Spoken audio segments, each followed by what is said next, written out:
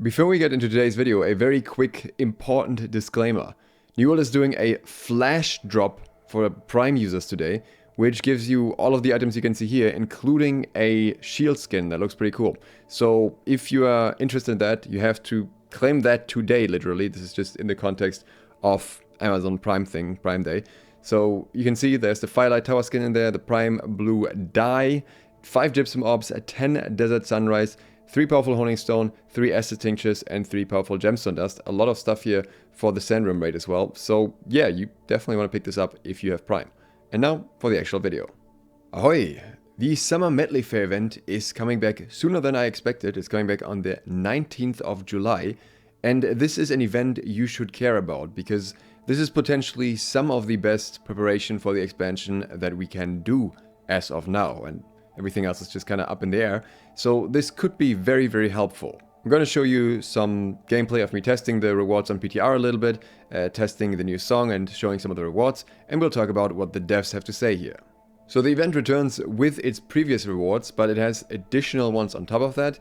It also has new songs and it has a new title, the Guitar Hero title. You can buy the new track, Ya, from the Maestro, and if you do a 4-star playthrough on Expert Mode, then you get the Guitar Hero title. You can also perform this song 3 times a day on any Summer Village stage for premium Medleyfaire tokens. Depending on your performance, you will get different rewards. If you do amazing, you get a premium token, 5 normal tokens, 50 event reputation, and a 7.5% chance to roll the summer event pattern. On great, it's 4 tokens, 25 event reputation, and a 5% chance. And on OK, it's 2 normal tokens, 15 event reputation, and a 2.5% chance. You always get the premium token. Then on bad, you just get 1 normal token.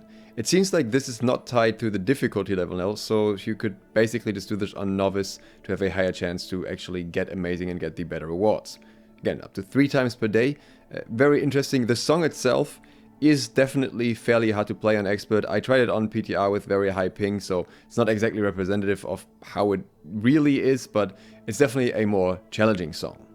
There are also other new songs that are not just all tied to the event shop.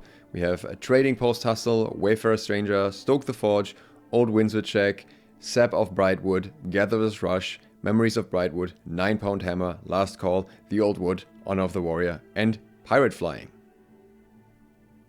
There are 3 new event shop items, and they recommend getting them ahead of the upcoming Transmog feature. But I'm not quite sure how that would be related, because Transmog is from in-game gear.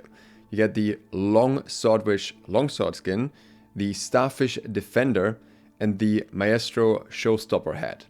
I will say that especially the first 2 look very, very appealing to me, because they look especially cool in combination with any of the Barnacles and Black Powder sets.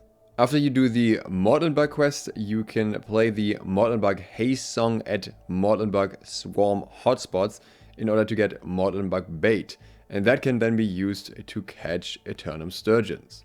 Alternatively, you can use normal bait or any bait at the Eternum Sturgeon hotspots and just catch the Eternum Sturgeon directly that way.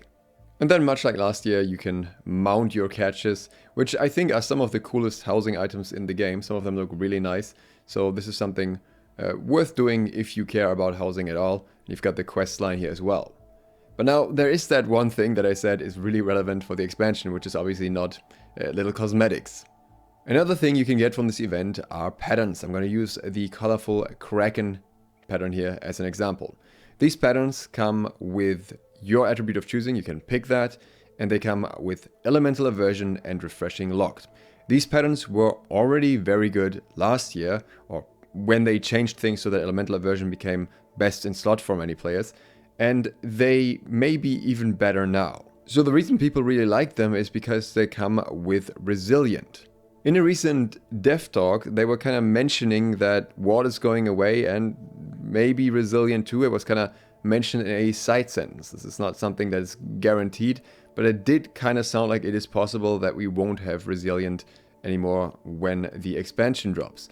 If that is the case, then this would be a very interesting piece of gear, because I think without the Resilient, this has 2 very, very important perks that you would want if Resilient is no longer a factor. You basically want to roll these 2 and then maybe Freedom, and that would be best in slot for many players. or alternatively a weapon perk. And while this doesn't have the highest chance to roll freedom, it has a reasonably high chance to roll freedom. If Resilient was to be removed, it would also increase further. What is worth keeping in mind is that these are 600 gear score patterns, which is obviously not ideal when we're talking about an expansion where we have some changes to the gear score limit, but who knows what will happen to these patterns in terms of upgrading. I think these may still be useful, especially in the beginning until you have maxed out your gear score again and can get significantly better gear that is more expertise appropriate essentially. But alternatively, even the green patterns from this event will be fairly nice. They are just patterns with random roll perks where you can lock your attributes so you don't need attribute mods, which in itself is also a pretty decent way, a pretty cheap way to get some good gear if perks change in general. And these patterns are currently 500 to 600, so I would imagine that if the expansion gets a higher gear score somehow, you could possibly be able to upgrade them higher as well. Not guaranteed, of course, but I do believe it is worth keeping at least some of these patterns in case they become very effective, because last year I know a lot of people did not stock up on them, and then things changed and everyone was like, wow, I wish I would have stocked up on these. So yeah, better safe than sorry. That's all for the new event, but if you're interested in my Sandworm guide that's coming out very, very soon, then consider subscribing and clicking the bell. We'll also talk a little bit about the new weapon soon. If you'd like to get early trading tips, then consider supporting me on Patreon. Thanks to my patrons who already do exactly that. And thank you for watching. Sloth, out.